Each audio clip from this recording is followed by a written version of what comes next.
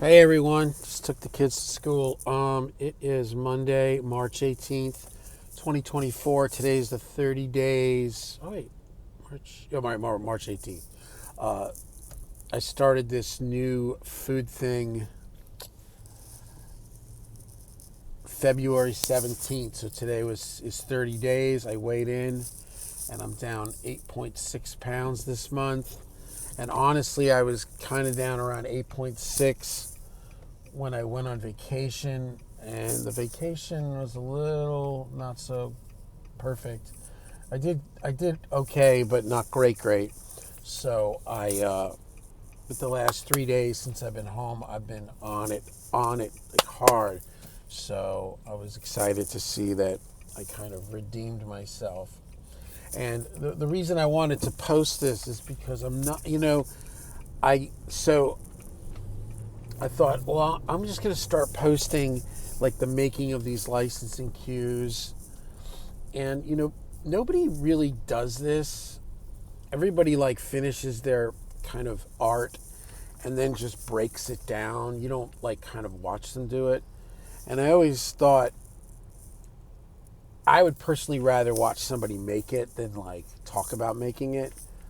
But I will say that, you know, yesterday's video with the drum programming, there's, that you're getting a lot of comments about, oh, Pro Tools MIDI sucks and you should do, Reaper and you should, and all of a sudden I'm like, oh, wait, that's right. It's the internet. Oh, no.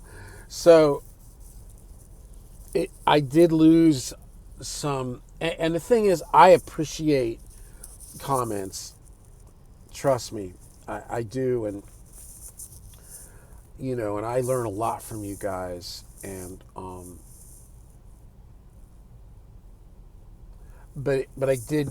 I last night I was reading some of them, and I was like, all of a sudden I was like, I somehow lost my steam for the song, and I was like, oh, and then it was like, I don't know, I don't know if it shook me a little bit, but and then I thought, oh, wait a second.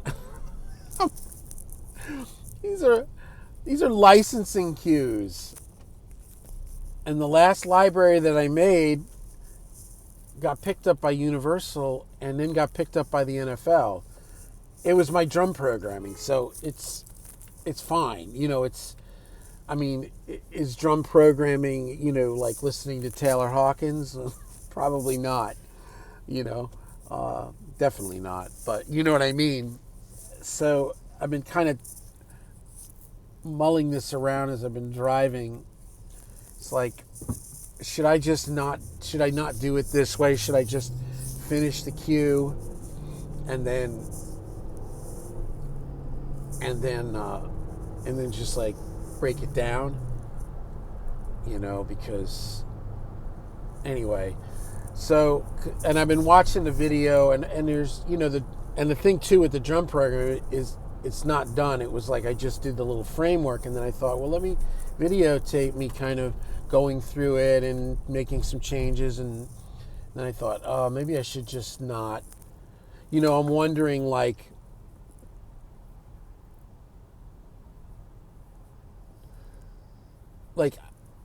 there's no records that I love that were done like with people, with the general public, like listening to you make it, right?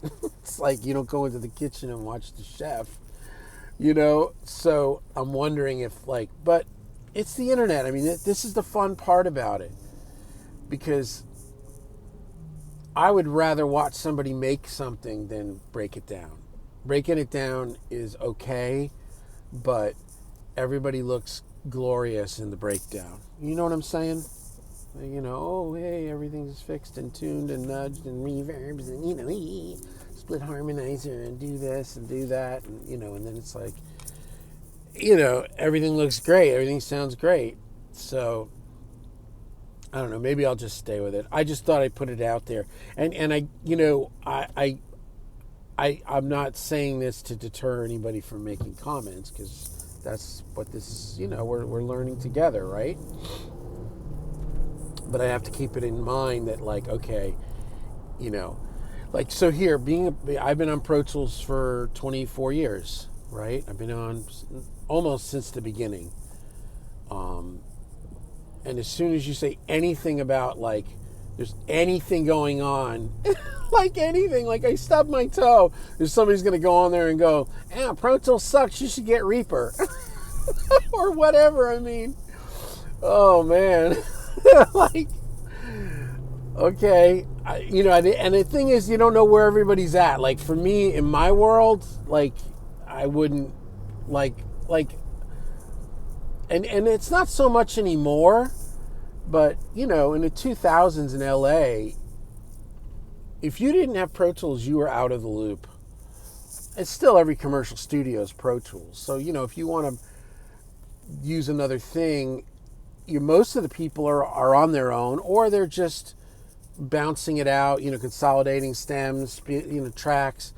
But that was not really the plan for this whole thing when it started. Was that we could share, meaning like if I had like the Waves plugins and you sent me something to mix, or you could have your plugins on there. It wasn't just like sending me like stems. So now maybe that's not as popular. But that being said, I'm 60 years old in 2 weeks. There's zero chance I'm switching to any of it. Nuendo, Cubase, Reap. I mean, I'm just not going to switch. So, it's kind of a moot point at this point. I'm a Pro Tools guy. I'm vested in it. The money that I've invested in it, I've made 1,000 times over, hundreds of times over. So I don't worry. I don't sweat $400 a year or whatever. I don't sweat that. I really just don't. So that's just where I'm at with it. So I just wanted to put that out there too, because that's where I'm at. And if other people are using other DAWs, that's cool. I mean, every time I use another DAW, I'm in hell because I know Pro Tools. And to me, this is just for me, Pro Tools is perfect because it was the transition from SSL and Studer tape machines to digital audio workstation. It's exactly a Studer. Like, there's nothing for me, especially at my age, growing up making music the way I made it, there's like, I get on Logic, I don't care for it. And I have Logic and I use Logic, and it's difficult to me because of the layout. The Pro Tools layout is perfect because it's a Studer tape machine and an SSL, right? I get on all these other ones. Like, I remember working in Machine, oh my God, and Ableton with the blocks. Like, that's just not me. So, I just want to say that because, like, it's like it's like all you ever hear is people saying to get rid of Pro Tools and go do something. And it's like, get rid of Pro Tools? Are you insane? Like, I'm at 60 years old, I'm going to go, hey, I'm going to go be Reaper now. It's not going to happen. It's just never going to happen. So that's where I'm at. I'm not picking on Reaper. I don't really know Reaper. Seems cool, I guess. I don't know. It's free, right? Everybody's looking for cheap. What's funny about people nowadays, they're like, oh man, that plugin, that reverb is like so expensive. It's $179. It's like, oh really? go buy 10 Bricastis, real reverbs, and then come back to me about expensive. It's a different world. Is this the worst video? I'm just saying, like, it's cool. Like, it's challenging though. Making your stuff public while you're making it, and it did bring up some, like, and then I'm listening to it and I'm like, well, it's not done yet. And obviously there's no, it's like if I made the thing all whoop-de-doo and beautiful and just played it in a video, everybody would be like, commenting more on the full music of it, or they'd like this, or the guitar, or this, or that, or, it wouldn't be like, I don't know, it wouldn't be like, let's talk about the snare bottom for, but because I put it out showing the programming, that's what the focus is. I'm coming to terms with this right now. I'm learning.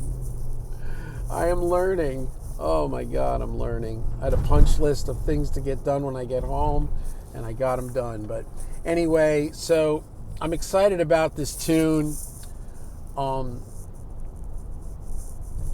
The guy that I did the original library with that signed the deal through Universal, he is down to keep rolling. So we're going to be making more of these. And I'm excited, man.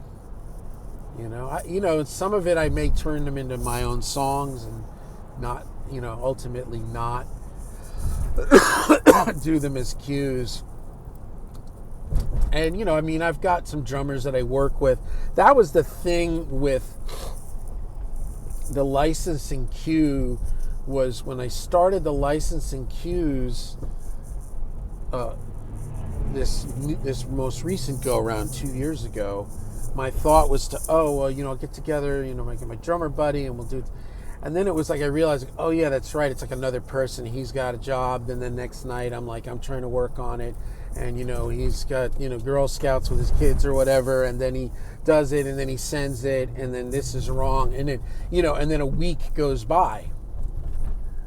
So I thought, this is not going to be the way it can work, because, film and television is on and cracking, deadline, there's no time for this.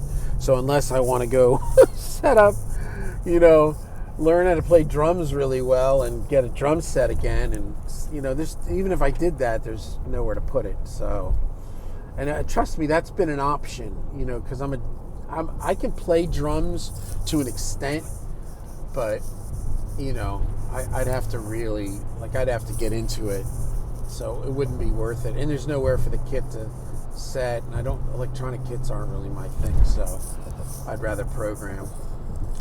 Man, big long dissertation, guys. Day 30.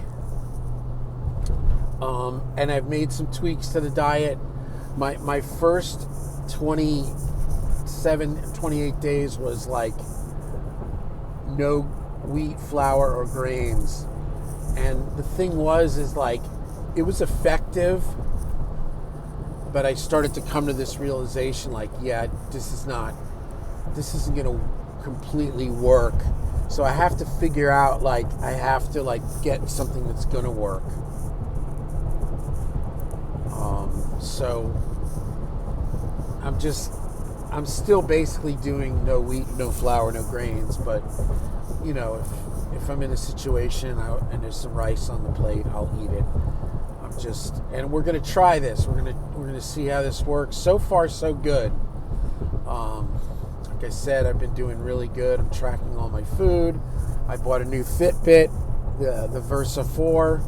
Now you can make comments about how you should get a Garmin, or how you should have gotten an Apple Watch. My wife has the Apple Watch. I just want it for fitness, and I want it to tell time. I don't want to send texts. I don't want to talk into it. I don't want to see updates on CNN or whatever else.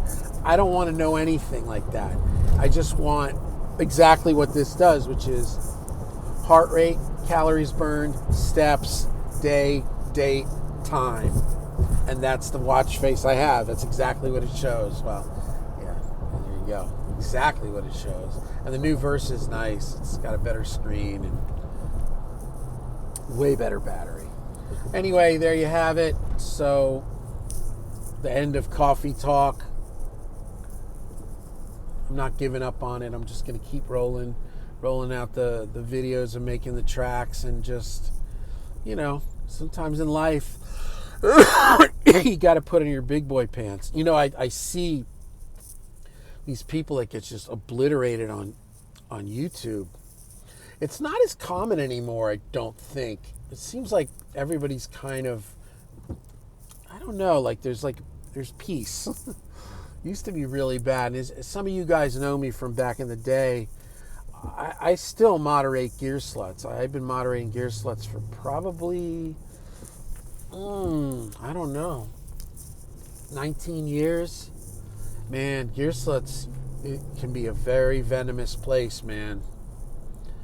You know, you got a lot of arrogant producer, engineer people, and a lot of bitter people too, you know.